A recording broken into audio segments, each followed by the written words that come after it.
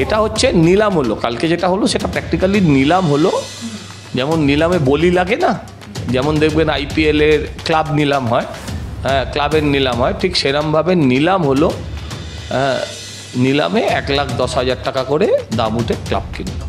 হ্যাঁ, কার্নিভালটা হচ্ছে শিল্পকে বিসর্জন দিয়ে বিসর্জনকে শিল্প করা। আপনি যেমন লাইন দিয়ে ঠাকুর দেখতে যান, এরকম ঠাকুররা লাইন দিয়ে মমতা মাকে দেখতে আসে। পুজোকর্তারা যদি ওনার মনের মতন না হয়, যদি তাকে দিয়ে চোখ না আঁকায়, তার দাঁত বার করা ছবি যদি পুজো প্যান্ডেলে না টাঙায়, হ্যাঁ তাহলে তাদের ডিস্টার্বও করা হয় ব্যাপকভাবে পুলিশ দিয়ে। বীরভূমে অমর্ত্য সেনও থাকেন, বীরভূমে কেষ্টাও থাকেন। কেষ্টার ভাষাটা শুনেছেন, চর্যাবতের ভাষা। তাদের দাওয়াই হচ্ছে দারু,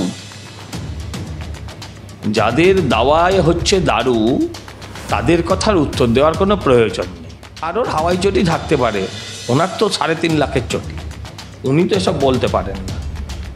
মমতা ব্যানার্জির হাওয়াই চটি থাকতে পারে, কিন্তু ওনার 3.5 লাখের চটি, 2.5 লাখের ওই ব্যাগ, 1.5 লাখের চশমা, হ্যাঁ তো তিনি আর হাওয়াই চটির কথা কি? আগেই আমরা বলে দিয়েছি যে আমরা অতীতেও নিইনি, এবারেও নেব না। সে 1 লাখ দিক আর 1 টাকা।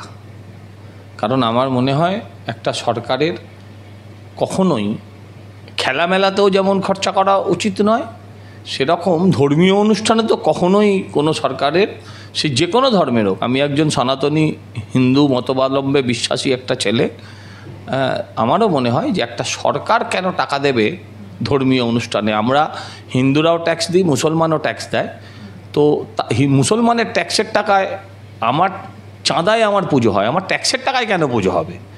আমার ট্যাক্সের টাকায় পুজো হবে, আবার আমি চাঁদা দেব, দুটো কেন একসাথে হবে? আমার ট্যাক্সের টাকা উন্নয়নের জন্য। যেখানে মাস্টারমশাইদের আজকে কলেজ স্কুলগুলোতে মাস্টার নেই, মাইনে দিতে পারছে না, দিয়ে দিতে পারছে না, হ্যাঁ অর্থ দপ্তর জানাচ্ছে কোমর ভেঙে যাবে। তাহলে কোমরে কোন সার্জারি করা হলো যার ফলে তারা এইভাবে প্রায় 500 কোটি টাকা নতুন করে খরচা করলো? এটা হচ্ছে নিলাম হলো, কালকে যেটা হলো সেটা প্র্যাকটিক্যালি নিলাম হলো। যেমন নিলামে বলি লাগে না, যেমন দেখবেন আইপিএল এর ক্লাব নিলাম হয়, হ্যাঁ ক্লাবের নিলাম হয়, ঠিক সেরমভাবে নিলাম হলো। নিলামে 1,10,000 টাকা করে দাম উঠে ক্লাব কিনলো। একদম সাধারণ মানুষের মাথায় মারা হলো।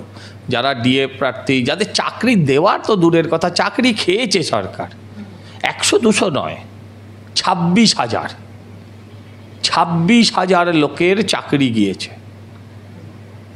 সেই বাজারে আমি মানলাম সরকারি টাকা, দুর্গাপুজোর সময় সবাই চায় একটু হাসি মুখ। যদি মায়েদের 500 টাকা করে লক্ষ্মী ভাণ্ডার বাড়িয়ে দিত, তাহলে তারা একটা নতুন শাড়ি কিনে পরতে পারত।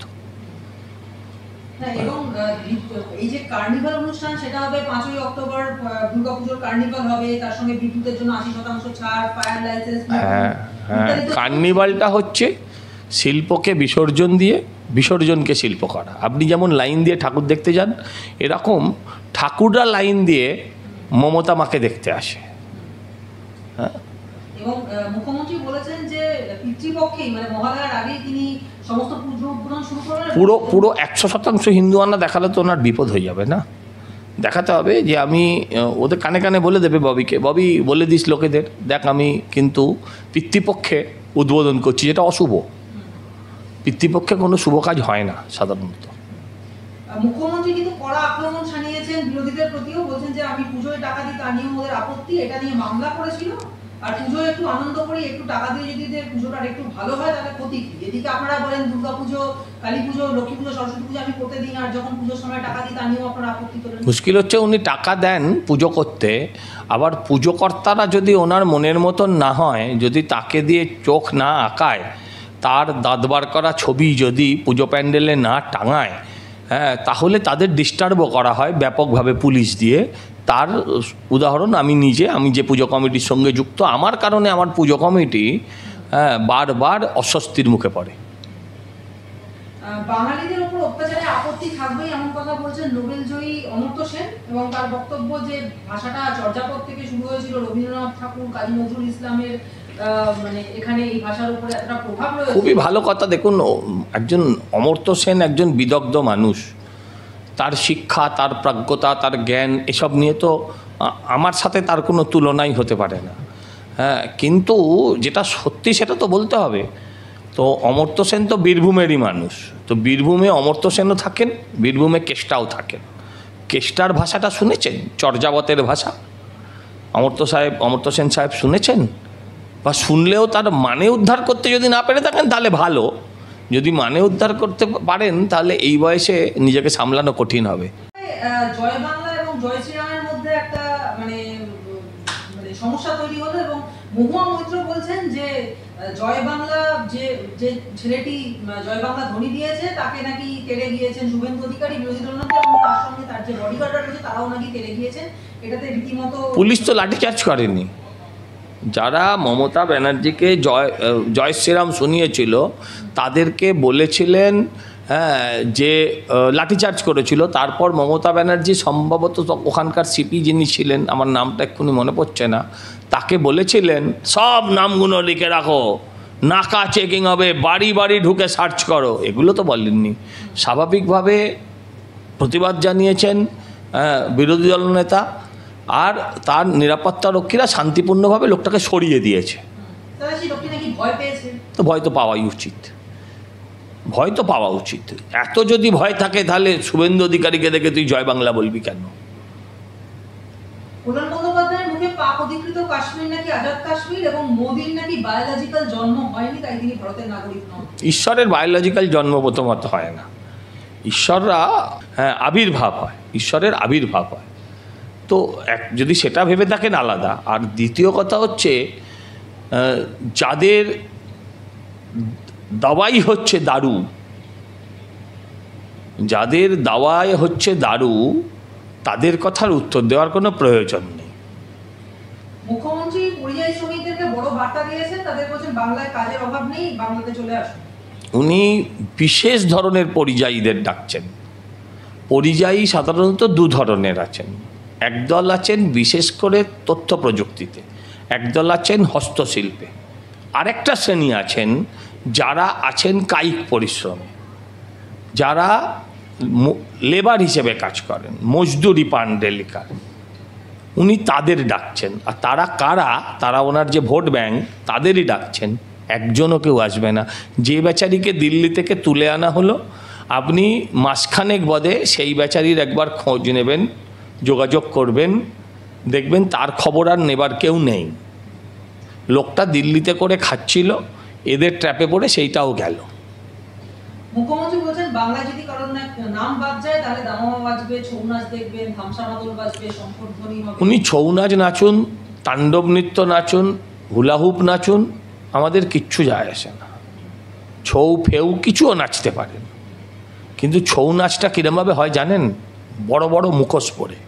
মমতা ব্যানার্জির এই যে মুখোশ, মুখ আর মুখোশের যে তফাৎ, সেটা খুলে গিয়েছে। রীতিমতো তিনি তো বিএলআরও যারা রয়েছেন তাদেরকে ধমকি দিচ্ছেন যে আপনারা কোনো রকম ভাবে কেন্দ্রের কথা শুনবেন না, কারণ আপনি এতে সাংবিধানিক ক্রাইসিস হবে, এতে করে সাংবিধানিক ক্রাইসিস হবে।